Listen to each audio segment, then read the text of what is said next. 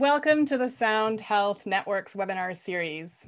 I'm Indre Viscontis. I'm your host and the moderator for today's event. The Sound Health Network is led by co-directors Julian Johnson and Charles Lim, who also composed our introductory music, and music therapist Sherry Robb and I round out the leadership team. Our mission is to promote research and public awareness about the impact of music on health and well-being. The Sound Health Network is a partnership of the National Endowment for the Arts with the University of California, San Francisco, in collaboration with the National Institutes of Health, the John F. Kennedy Center for the Performing Arts, and Renee Fleming. This webinar series will feature interdisciplinary conversations between researchers and other stakeholders in our community, representing diverse perspectives and addressing obstacles that stand in the way of our mission.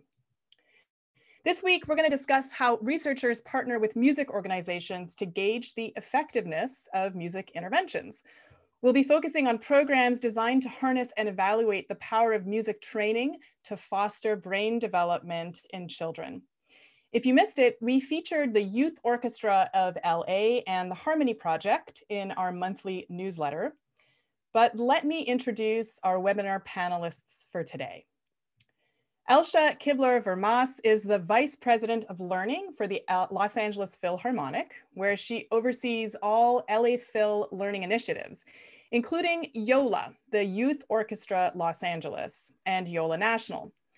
Prior to rejoining the LA Phil in 2017, she led programs at the Concertgebouw in Amsterdam, the Hartford Symphony Orchestra, and the Longy School of Music of Bard College. She's also a pianist and graduate of the Utrecht Conservatory in the Netherlands. Welcome, Elsje. Hi, thank you so much for having me. And Assal Habibi is an assistant research professor of psychology at the Brain and Creativity Institute at the University of Southern California. Her research takes a broad perspective on understanding child development. She's an expert in the use of electrophysiologic and neuroimaging methods to investigate human brain function.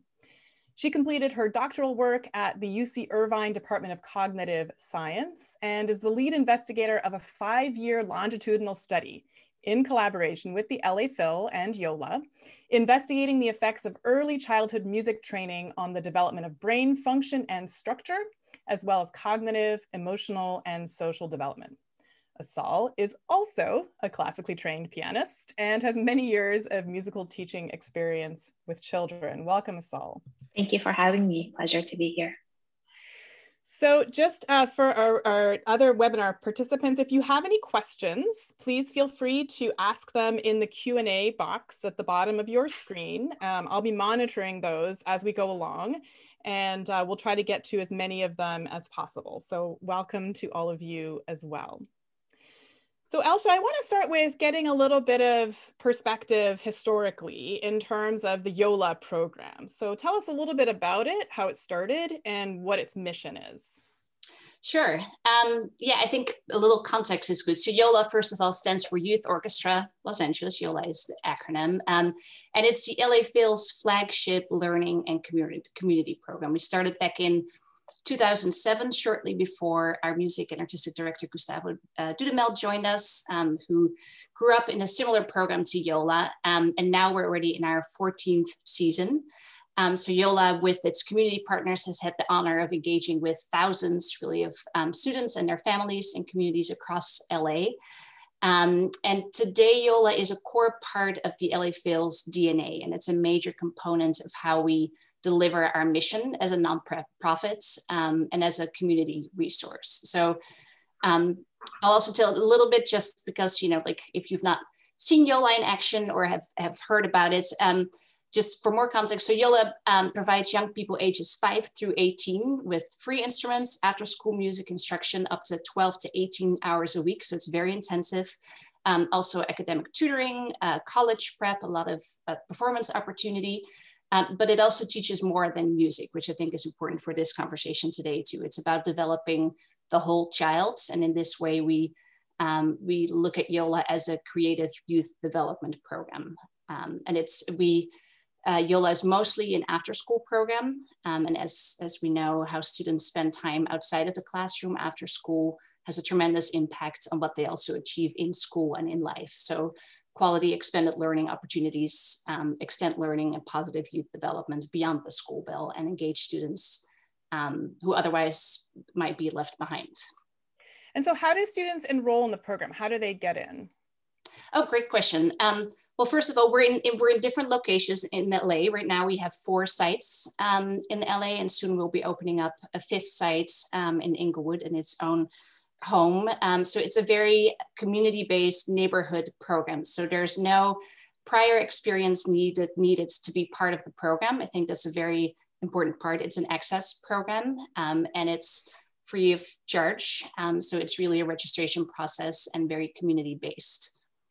I think that's really important to know as we talk about why a researcher would be interested in studying the effects of this program in particular, because for a lot of research about the effect of music training on child development in the past, one of the major criticisms was that you can't really get around the SES problem, the socioeconomic status problem, that kids who take private music lessons tend to come from more affluent backgrounds because their parents can afford the time and the money to put them in lessons. So Assal, was that one of the reasons you chose this particular program, or was there another reason why you thought that YOLA would be an excellent pool of participants for your research? Yeah, definitely. That was one of the considerations. So when we were thinking about beginning this study, so our goal was to look at children as longitudinally they were learning music, because there's enough data in the field to show that music training was correlated with some cognitive and social and emotional skills.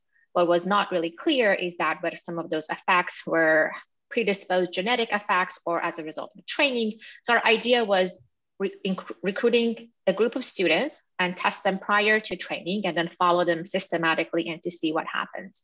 Because we have a focus and kind of an eye towards public policy and bringing music to every child's life, we really wanted to focus on children who would not typically get music education. And there were a few community music-based programs in Los Angeles, but we felt that working with an established organization like the LA Phil, and also the number of students we wanted to enroll, because we all know that in experimental work, you need to have enough number of students. So when you compare groups, you can achieve the statistical difference that you're looking for and the effect size you're looking for. So it really provided us logistically with a good partner to work with this group. Also knowing that these students were getting systematic and frequent music training. So we wanted to look at not just 1 hour per week music, but music becoming part of their lives and becoming part of their community to belong with. I think that's really important too, because a lot of people talk about a kind of dose response curve when it comes to music training, that, you know, a little bit doesn't really leave a measurable effect, but the more you have, the more you gain. Yeah, and then also onset age of training for us was important to look at young children. YOLA serves students as young as 5. So we started with children who were 6 years old.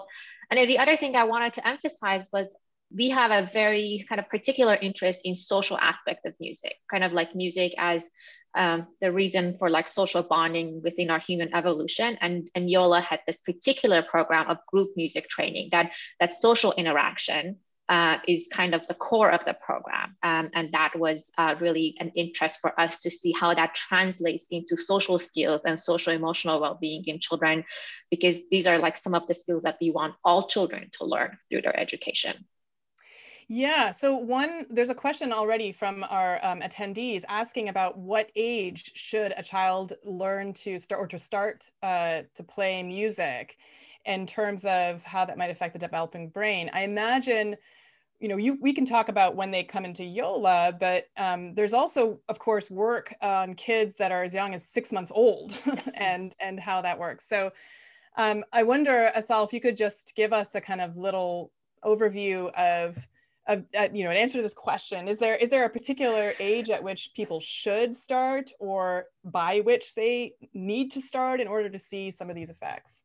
Yeah, that's a great question. A question that I actually often get from parents. I think being exposed to music and having music experience as early as infancy as you said, there's been shown evidence that that has an impact into development, both in terms of language, communication skills, social skills for babies. So playing and singing and doing mommy and me classes doesn't have to be anything systematic or formal, but just engaging in musical experiences with children at early age would help them develop some of these auditory and motor skills that are later necessary for learning an instrument.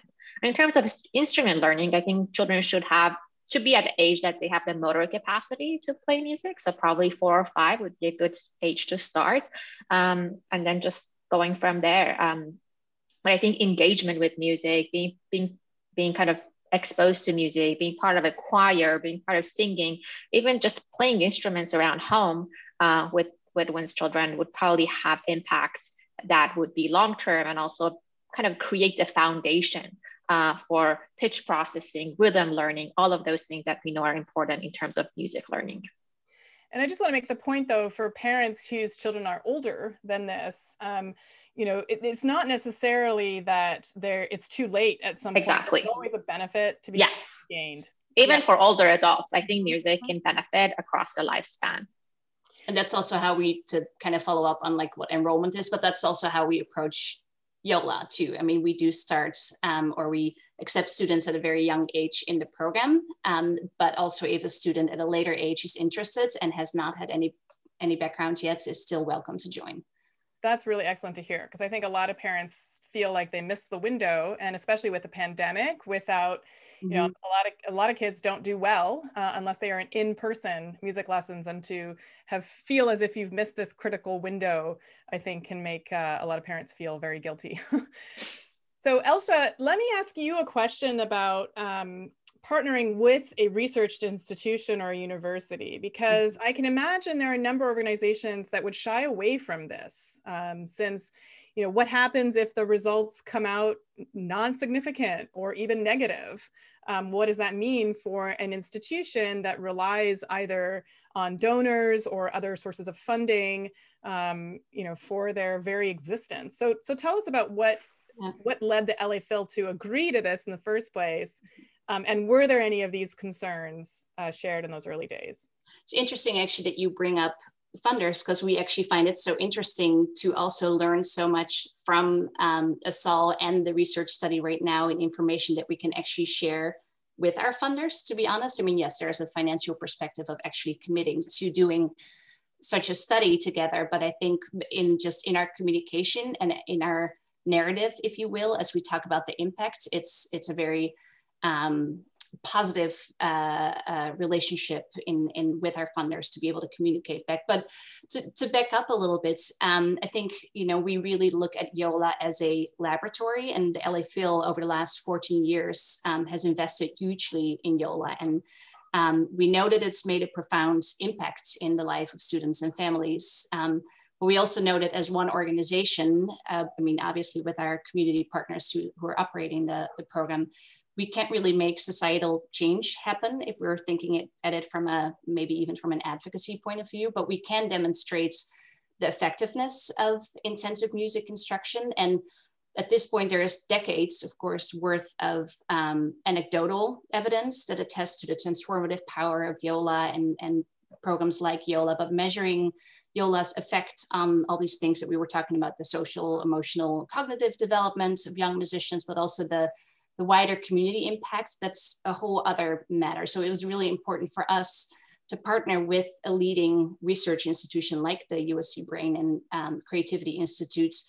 And we see it as a unique opportunity. And you know, we're working together on the compelling evidence. And I think we realized too that because, and that's kind of what Assal was saying already, because our students start young, they begin in elementary school and they continue with us through high school graduation, we saw the opportunity that this is a perfect laboratory for this type of longitudinal study that can have kind of the power to gain like widespread traction, if you will, like on like affecting policy. So we, I think, felt the responsibility as we were expanding as a program, as an organization, and felt that we could also impact the larger field through a partnership like this. And do you think that the people who run the program would have been, or would be, or are open to making changes on the basis of what the research shows? I do think so, yeah. I think, but it's also, what's interesting is that this is a unique partnership, because I think this is not just a one way, you know, like I know that Assal's team works closely with others within USC to really understand our curriculum and really invest in spending time like with our teachers to see like what's truly happening. And because it's so collaborative, there's also an openness to shifts and change, I think. So, but if you're asking from, maybe that's what you were asking too, like if there's an openness to like change, like, are you looking at it also from like the public policy point of view, or? No, I just mean, you know, I know that sometimes our artists and scientists are very siloed. They work in their areas, and sometimes it's hard for an artist to take advice from a scientist and vice versa. And I think this is an example where actually both parties could benefit. And so I just wondered if there was, if there was an openness to that. Yeah, well, it's interesting because in our partnership with Assal and her team, like it's very early on right now, like what we're seeing, and it's really about development. As you know, was mentioned in the newsletter too, when you were highlighting us, we've also partnered with Stanford with Spark, and there were some early results there that were somewhat critical of some of, like our approach. There was, for instance, they were noticing through the assessments that we were basically helicopter parents, but then through our teaching, there was a lot of hand holding, which didn't always positively impact maybe the independence of our students, for instance. Rather than taking that in as a criticism, we really unpacked what that meant and like what is it that we could do differently. And I think that's what we're looking for, and that's what we should be looking for in our programs and as teachers, to continuing to make shifts in our approach, the way we engage. So yeah, we're very open to that. That's really good to hear, because I think one of the major criticisms that I hear of music training in childhood is that it can very much depend on the child's experience. And some children can be turned off of music forever if they have a teacher that, is just not a good fit. And so, I think it's important to recognize that, because if the more we tout, there's just these global benefits, and the more people don't have that experience, the more there will be a question amongst policymakers about, what this really means. So Assal, let's get to some of the details of the study. So there's a question from Dorita Berger about how long does a child have to train before the brain actually shows any signs of improved development? How many years? Is it daily, weekly, monthly? What is this dose response? And I think that's really in part at the core of some of the things that you were measuring. And then we have another question about how do you test something as broad as development of interpersonal or social skills? And I know that you have answers to that question too. So why don't you give us an overview of your methods and some of your results, and then we can figure out which of these questions still have room for answers. Sure, absolutely. So to just make clear in terms of our studies, because Elsje mentioned some of the results are early, there are two large studies we're doing with YOLA. So one was started in 2012. It was a 7th-year longitudinal study with their site YOLA at OLA, which focused on after-school programming. And about 3 years ago, we also started a new partnership with their partner YOLA at Camino to look at both in-school and after-school programs. So the second study was kind of built on the first study results. Because the results of the first study are out and published, I'm going to talk more about those, but I will also talk about some of the methods that we are using in the new school. And I believe that publication is in our clearinghouse, and if not, we can put that into as well. Let our audience know where they can find that published study. Yeah, so the study that we started in 2012. So we're looking at children who are developing. We had a group of children who are learning music. We also had 2 control groups. You have to have control groups when you're looking at developing children, because everybody gets better with language and math just because the mere fact of development. We also wanted to have a control group of children who are doing something else, like another social activity that was not music, because what if some of the results that we would see was just related to being part of some fun activity that you're being encouraged, you're being valued, and you have some social relationships. So we had overall 3 groups: children who were doing music, children who were doing community sports program, and children who were from the same communities, but were not doing any specific or systematic training. So no everyday music or no everyday sports. They'd go to school sometimes, they engage in some after school programming, but nothing systematic or intense. Looking at 5 years, I'm just going to try to summarize 5 years of results into a couple of minutes. But what we see in the brain is that first, we started to see changes within the domains and skills that relied on sound. So auditory skills, pitch perception, rhythm perception, speech perception, looking at speech in noise, for example, looking how you can decipher meaningful speech in a noisy environment. Those things began to change first. So we began to see differences between groups as early as about 2 years in skills and abilities that relied on sound. This was expected, but it was a good confirmation to see that what they're being stimulated with, those brain networks, are responding and show differences. And how we measure those differences are via using electrophysiology, EEG, that allows us to look at electrical activity of the brain. And we also use magnetic resonance imaging. That allows us to both look at the structure of different regions of the brain, how these structures are connected with each other, or we can give a task to a child to do inside MRI scanner to look at the function of that structure. At the beginning, at the baseline, we tested all the children and we basically established this equal star. There were no statistical significant differences between the groups. So after 2 years, as I said, we began to saw changes in auditory domain, in language domain. And that grew as time went by. So more differences in the auditory domain, but now after 4 years of training, I began to see changes in frontal lobe, areas of the brain that are responsible for decision-making, action planning, and functions like executive functions. So these are functions that are essential for success in life. There are functions like cognitive control, so your ability to stop yourself from doing something immediately and have a plan for doing something in the future, like impulse control, auditory working memory, the ability to keep information in your memory. And so as time went by, we began to see not only these near transfer effects of music, but these far transfer effects, engaging networks of the brain that you don't necessarily go to music school to learn impulse control, but it seems that that's a byproduct that we see even in skills that are not necessarily practiced. So one of the results that I wanted to share was we give children a task to do the MRI scanner. And we ask them to basically do what we call a flanker, a color stroop task. They see basically these words that are either in the same color or a different color. And we look at the brain activation in relation to that. So sometimes they have to stop themselves from saying a word, the color of the word, the name of it, and just name the color.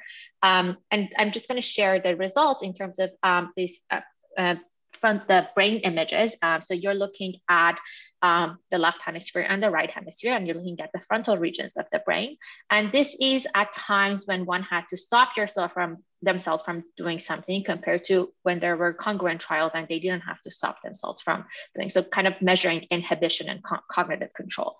And here we are comparing the music group to the control group. So children who were not having any training versus children who had music training. And you see more robust activation in these frontal regions of the brain, the inferior frontal gyrus, the anterior cingulate, and insula. So these are areas, frontal networks and executive networks of the brain known to be engaged in decision-making and planning. So we see that children, as far as having 4 years of music training, showed these differences compared to children who did not have this training.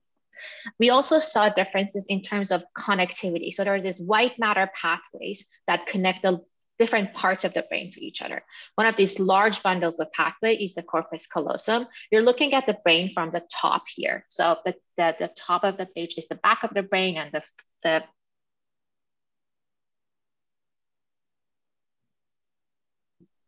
facilitate communication between brain regions.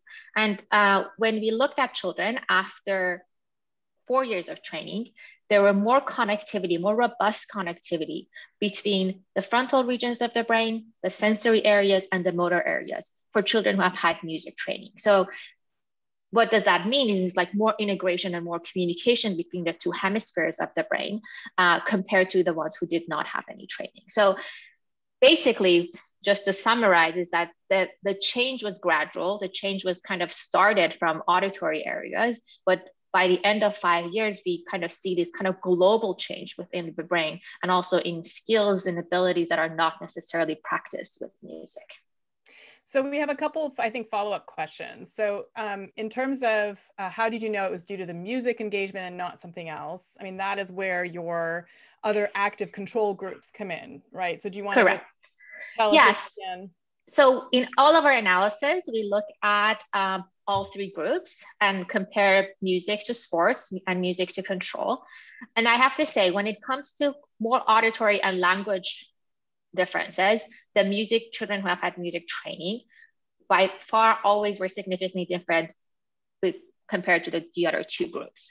When it comes to more social aspects, social skills and emotional skills and executive skills, the sports group often fall in the middle. So we saw significant differences between the music group and children who have had no training, but the sports group, there were less significant differences. And that really is kind of evidence of, we are not saying music is better for a child or sports is better. A whole child development would involve both like athletic training and music training. So that's kind of the way we are kind of controlling for contributions of different factors. And then the fact that we also tested all the children at the baseline to establish an equal baseline between them.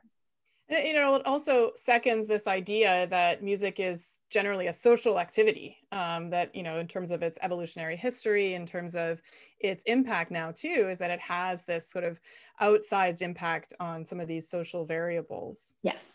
So one more question from Tracy Cowden. Are those students in the control groups from the same neighborhoods and schools? Are all of the students in the YOLA program enrolled in the study? What are some of those, you know, variables like? Yeah, so not all the YOLA students were part of this study, but the majority of that class, I believe that class, the early class that we started with, had like 30 students, and we had 27 of them in the study. That all of them are from very similar neighborhoods. So we actually we matched the group on socioeconomic status and also tried to match them on parents' education, kind of cultural background. So this study, if you were going to do kind of gold standard science, would be this trials that are clinical and random assignment. It would be very difficult to do that with children over 5 years. So instead of randomly assign them to music or anything else to kind of exclude all the contributing factors, we try to find as best of a match possible between the two groups. Yeah, because I mean, ultimately, you know, children are also affected by their parents. And if their parents are much more into, say, sports than music, I can imagine, you know, that there's probably some variability there in terms of what's happening at home. But Elsje, I wanted a couple people were asking sort of about formal music lessons, online music lessons, and then this El Sistema approach, because I think that, you know, there's a reason why El Sistema has gained worldwide accolades. It's quite different from the, you know, formal conservatory Western classical music training, you know, that a lot of people think of when they think of formal music training. So can you speak a little bit to that and whether you think that the strong effects in this study are a result of any of the sort of real differences between this method of training compared with a more traditional Western formal classical education?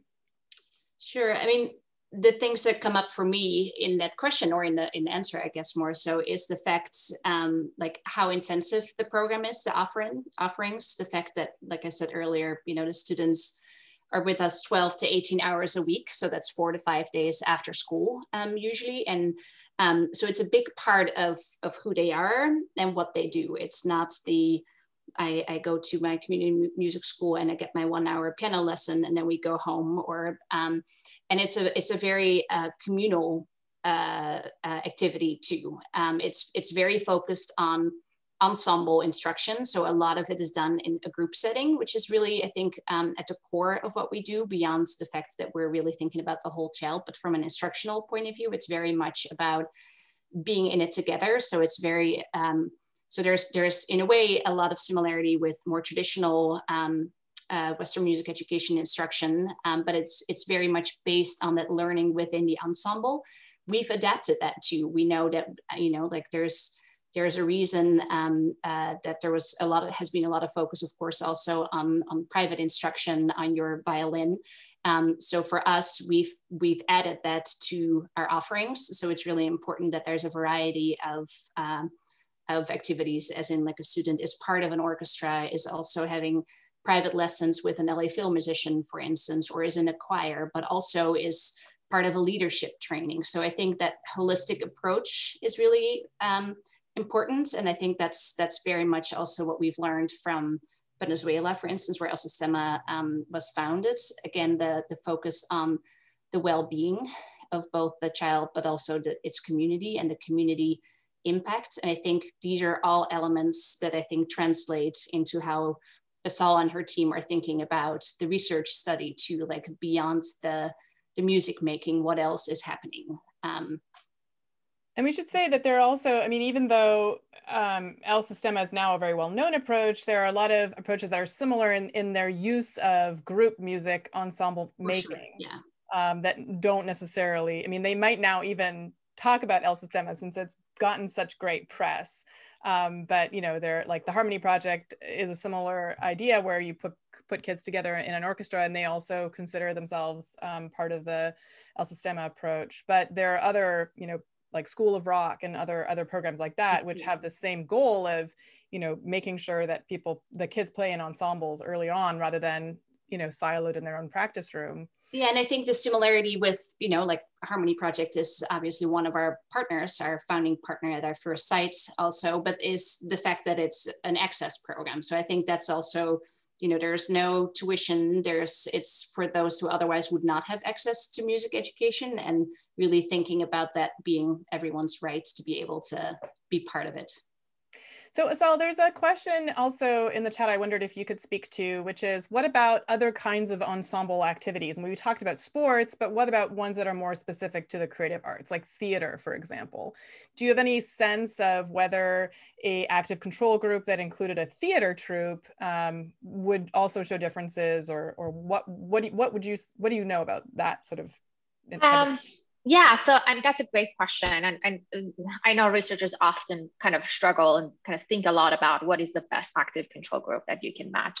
I think it depends on what are the measurements and the target behavior that you're looking at. So for example, we look at a lot of social emotional development. So we look at compassion, like development of empathy and compassion, and for social behavior, we look at how children are willing to go out of their way to help one another.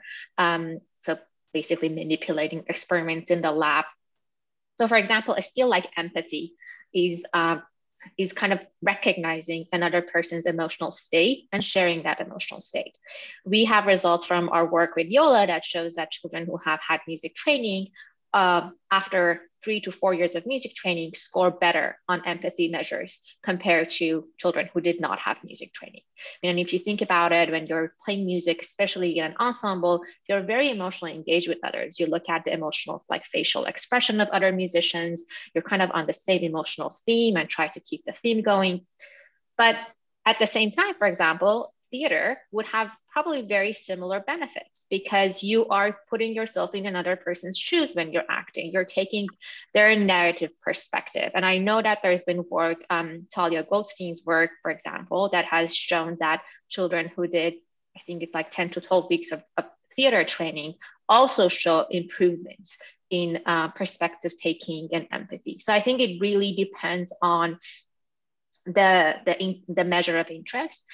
One thing that is very kind of unique about music is this synchrony and entrainment, that you synchronize your movement with others. And we have evidence that children who are more synchronized in their rhythm production and perception also are more pro-social towards another person. This evidence is true as for infants, and we also have shown within our cohort of children who, we have them drum together with an experimenter, and then the more synchronized they are with the experimenter, later they're more willing to help that experimenter. So this is kind of like, for example, a unique feature of producing music together. So I think it really depends on the question that is the interest and the measure of interest. Yeah, one of my favorite studies is one of like pre-verbal infants who are bounced in sync, and then they with a stranger, and then they're like more likely to, you know, help the stranger or give them the doll as if they're bounced out of sync. It's like even your, you know, infant knows if you don't have rhythm. Yes, there's lots of you know, additional lines of research that support this idea that there is something special about music and synchronization and group participatory making, but also that there's wonderful research from the theater world, just as you say, showing these transfer effects into realms of empathy and other pro-social behaviors. Absolutely. There seems to be less data on the impact of theater on some of these more cognitive measures. So some of those things that you were, and where there's this kind of traditional notion that there's a Mozart effect, you know, that somehow music training or even listening to Mozart makes you smarter. You know, we know that's an overstatement, but there does seem to be, as you mentioned, with a significant amount of musical training, these benefits for executive function. Yeah. Which then probably help when it comes to measures of IQ or other sort of traditional forms of academic achievement.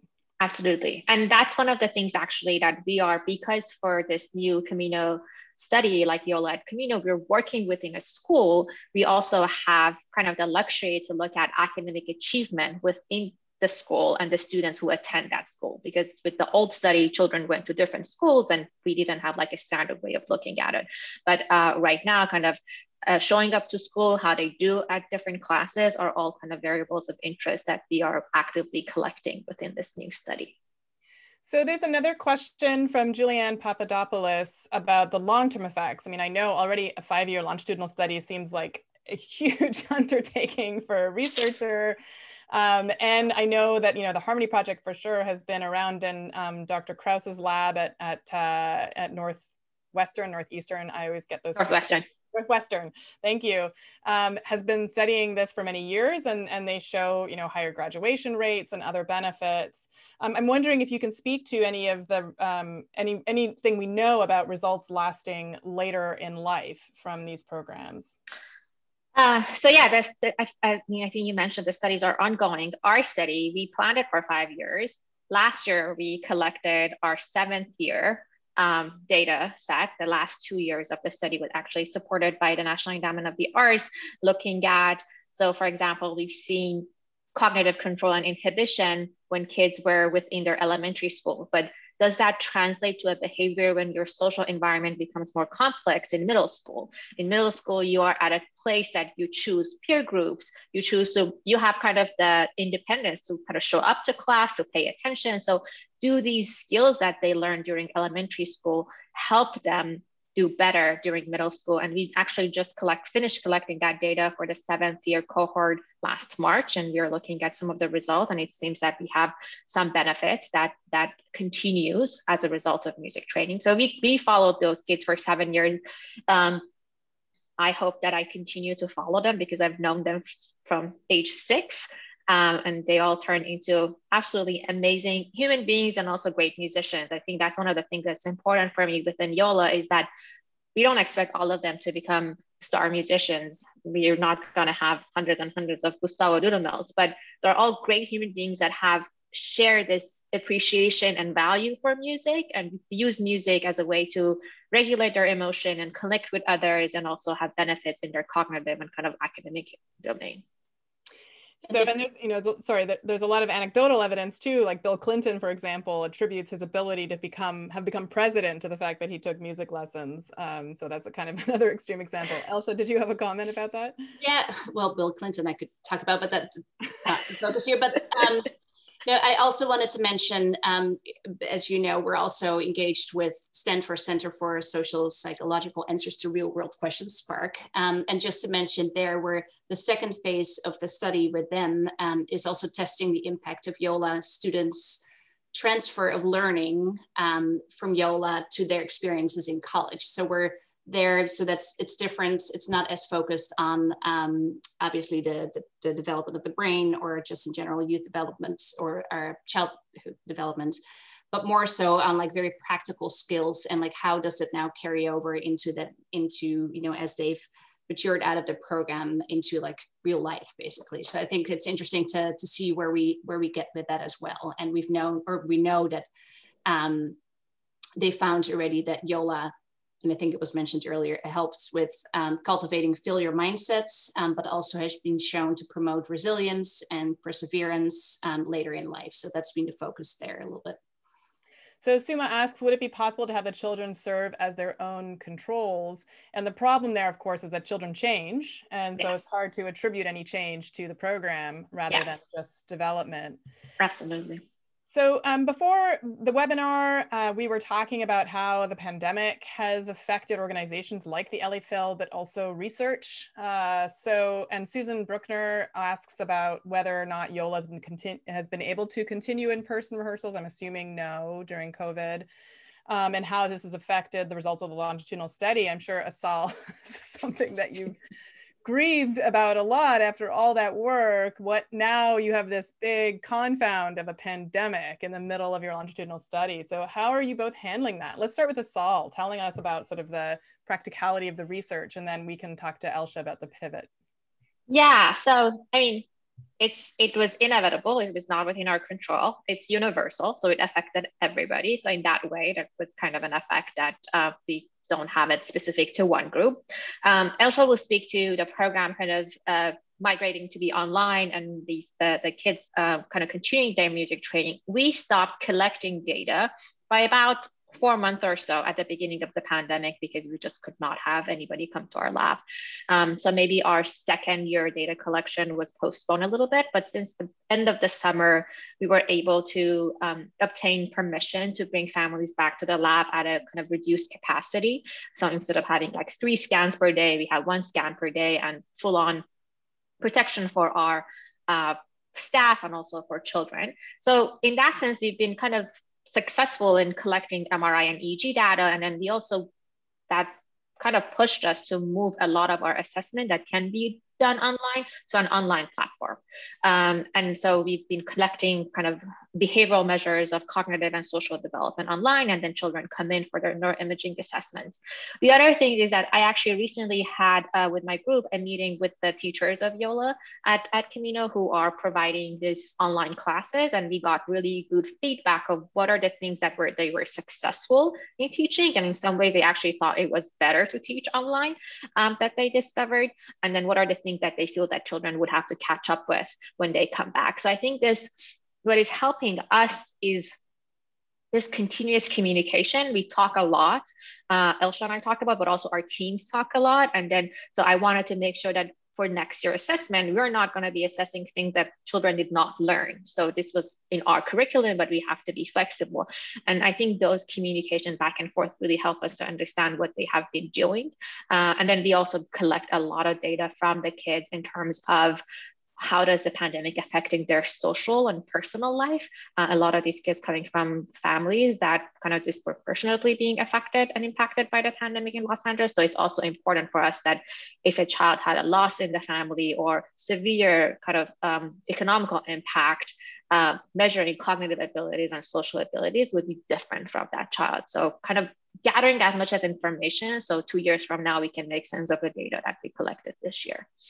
Yeah, well, I just want to acknowledge how difficult that must have been. And just hearing you talk about it makes me want to go take a nap. So yeah, like congratulations on basically salvaging these many years of work, because I do think it's really important to understand all of these things and also how the pandemic affected this group of kids.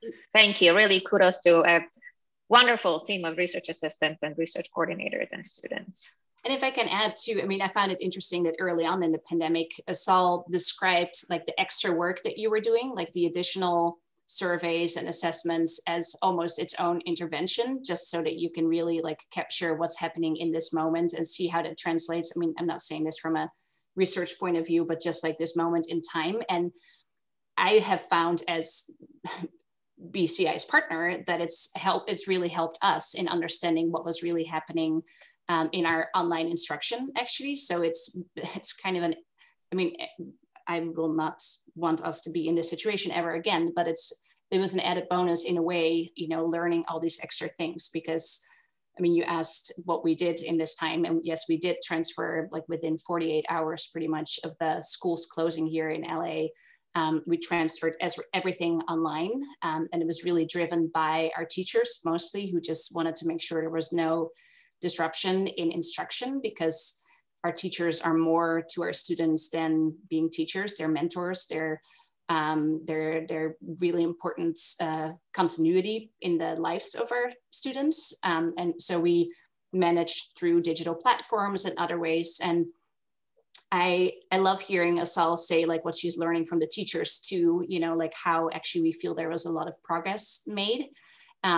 We've not been as focused on the musical impacts and the progress that would be made. Like our focus in this whole year has been on keeping this group, this community together as a community, as there's so much loss, there's so much isolation, to really use also in the digital space, our YOLA community, our YOLA lessons, everything as a way of staying connected to each other. And, you know, even more so than ever, music was just our vehicle, our tool to do that.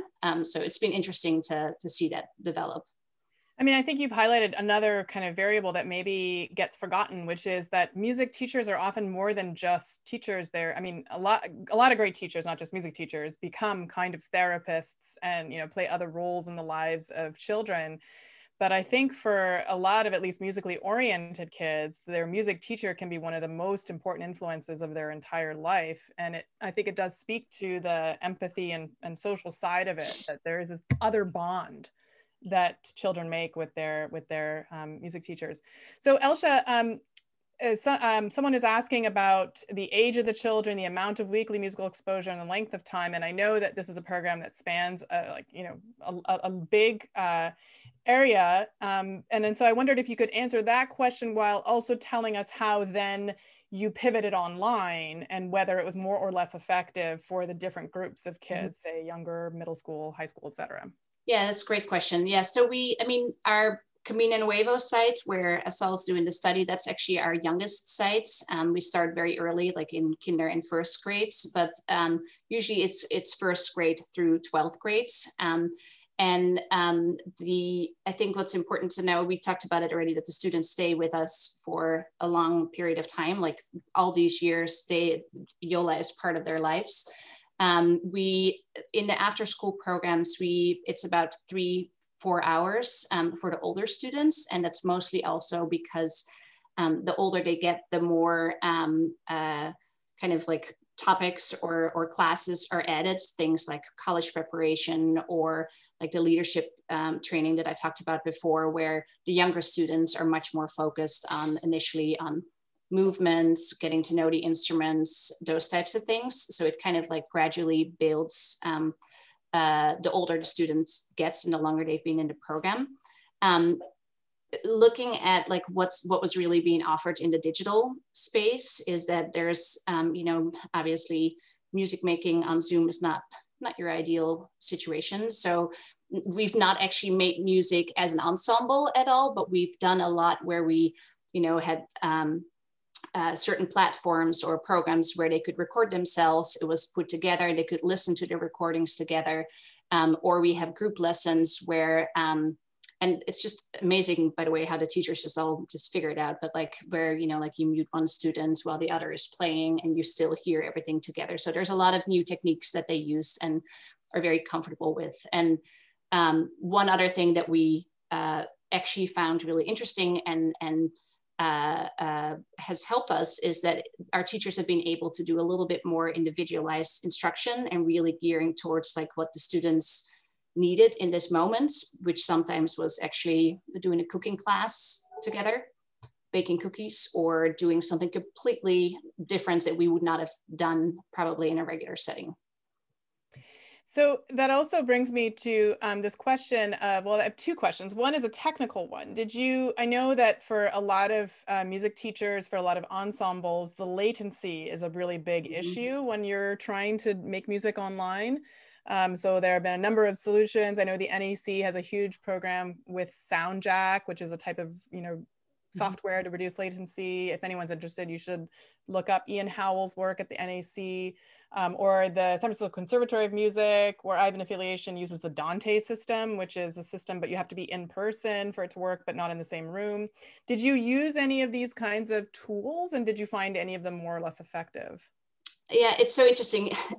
While we were all in this situation, the LA Phil was also really excited because we're soon opening up a new building that's fully dedicated to YOLA, which will be fully equipped actually with that type of technology. So we already had plans on that. So will be an Internet 2 building, which allows us to do the long distance learning specific for music. That's kind of the dumbed down version of what it would be. We're not using that right now in our regular classes, because in thinking about how we would be offering that to our students, they're all on phones or on iPads. So it's really important to make sure that whatever platform we use is as accessible as possible. And so it had to be very in a way low tech, if you will, which I think is different. But in future, our building is opening in the next couple of months in Inglewood here. We'll be able to use the technology and teach from these spaces that are wired with that. Great. So someone is asking, they're saying that the research is presented beautifully and much appreciated. Thank you to Assal and Elsje for that. The big question is how to get the attention of schools and foundations that make curriculum and funding decisions. And I know that is a really big deal. I'm going to take this opportunity to, in the comments, put a link to a white paper that I wrote designed to do exactly that features Assal's research as well as that of Nina Kraus and the Harmony Project and YOLA. And the whole point of the white paper was to give policymakers, PTAs, the data and research they needed in a digestible format to make these changes. But ultimately, that's just the first step. So Elsje, maybe, or Assal, both of you, what do we need to do in order to make this case? I mean, we now know this. There's now a large body of literature. We're working out some of the details, et cetera, but we know this is effective, and yet music programs are continuously cut in this country. So what do? We do this. We speak about it. And I think, I truly mean it. Assal and I partnered up and presented earlier, or last year, I guess now, this summer, at an international summit in Edinburgh, also in the virtual space. And there were a lot of cultural leaders from around the world there who were specifically focused on the importance of music education and making it accessible. Where does it fit into either the school day, but also just in general, how does it, what's the importance of it? Why can it not be cut? So I think speaking about it, having the evidence and finding, the ways to be communicating about it, I think is instrumental. And I think that's, again, also one of the reasons that we committed to this, to both the studies. Assal, did you want to add anything? Yeah, no, I think that's exactly what I was going to say. And given that there are probably many researchers on the call, we are not trained to do this. I mean, not everybody is like Andrea, the great communicator who can do science and can communicate about findings. So clearly, in graduate school, nobody teaches you to go and give public talks about your research. We're trained to publish in scientific papers and then move on to the next study. But I have learned as part of being involved in this study, that's part of my job, to communicate what we find to music educators and to policymakers and take it back and kind of put the results out there in an accessible way. So for example, this network is providing some of that. So people can kind of use it in community. If more parents know about this, more parents would push their local schools to have music. And really, I feel like it's a movement that would have to be supplied with data and evidence, and then hopefully policymakers would look at it, and if children show up more to school, if they don't drop out, if they have better grades, if they have less impulse control problems, this is all the things we want to achieve. And if music, in addition to being fun and kind of a pleasurable activity, provide all these benefits, why not? Yeah, and I mean, that was the sort of final argument that I tried to make in the white paper, which is that music is actually an economic benefit to the community because it keeps kids in schools, it increases graduation rates, which means that there are fewer kids who end up in the prison pipeline. We have a massive problem in this country with incarceration. And, you know, one kid who doesn't end up in that system pays for a music teacher's salary for an entire career almost. Absolutely. So it's an economical argument, and it's one that needs to be made. And hopefully that's one of the reasons that, you know, the Sound Health Network is what it is. We hope to continue to promote that. So if anyone has specific asks about this, please reach out to us through our website, soundhealth.ucsf.edu, or you can reach out to Elsje or Assal, and we will help you find the resources you need in order to make sure that these policies, you know, that the policymakers know about these results. We are not going to have time to answer all the other questions in the Q&A. I thank all of our webinar participants for all of your thoughtful and enthusiastic questions. I did want to ask one more question I think is really important to address, which is that, you know, in a lot of these programs, they're really geared towards neurotypical children. And of course, there are children with special needs and other differences. And I wonder if you could speak to accommodations that you might make or ways in which we can be inclusive, or if there's any research showing that specifically interventions, I mean, that's a topic for a whole other webinar, which actually is coming, the Sound Health Network. We're going to talk about the impact of music in people with developmental differences later on. But I wondered if we could just end with some of your thoughts on that, of how can we be inclusive, and are there particular interventions that you've seen that have been particularly effective for a specific subpopulation of kids? I can just briefly speak to it. I know you're going to have Miriam Lenz talking about music interventions for children with ADHD and on the autism spectrum, but I do think that we are now learning more and more about specific interventions, so rhythm training for neurological disorders that rely on rhythm and cycle. I think there is more interest and there is more accommodation, and Elsje probably can speak to that, to be more inclusive for children with all kinds of abilities and kind of keep them in the program. So the researchers also have enough numbers of students that they can kind of include in a research study. Elsje, any comments about this from the LA Phil? Yeah, I mean, it's interesting because we've just recently been talking a lot more, like we're not making, just to be very transparent, because that's what we talked about early on. I feel like we've not been able to make enough accommodations yet in our program, and are really learning, I think, also from programs around the world, specific like Elsje's Stemma Aspire programs, what they have done. So there's a lot, like we feel that if we're thinking about like expanding our programs, it's not as much as like number of students, but more like what's the depth and how can we also make sure that on that level, it becomes even more accessible. Great. Well, Elsje and Assal, thank you so much for being on this month's webinar. And thank you to all of our participants. Please join us in 2 weeks at 12 p.m. Pacific time or 3 p.m. Eastern, April 7th, for an in-depth discussion of a paper by Assal and her lab during our monthly journal club. So our journal clubs are designed to be an in-depth discussion of one particular paper, but everyone is welcome. You do not have to have read the paper to benefit from coming to the journal club. It's your opportunity to ask Assal, the author, about specific questions on how the interventions or how the data were collected, and a lot of the questions that we saw in the chat today would be very much appropriate at the journal club. To register or to learn more about the Sound Health Network and to take advantage of the resources we offer, including a new directory that we are launching, which allows people to let us know about what they are doing in the space of music and health, and also for you to find other kindred spirits or people that might be useful for you. So for example, if you're somewhere in Ohio and you're looking for a music educator, eventually we hope to build out the directory so that you can find each other through our website. So please visit our website, soundhealth.ucsf.edu. We also have a clearinghouse there of publications related to music and health.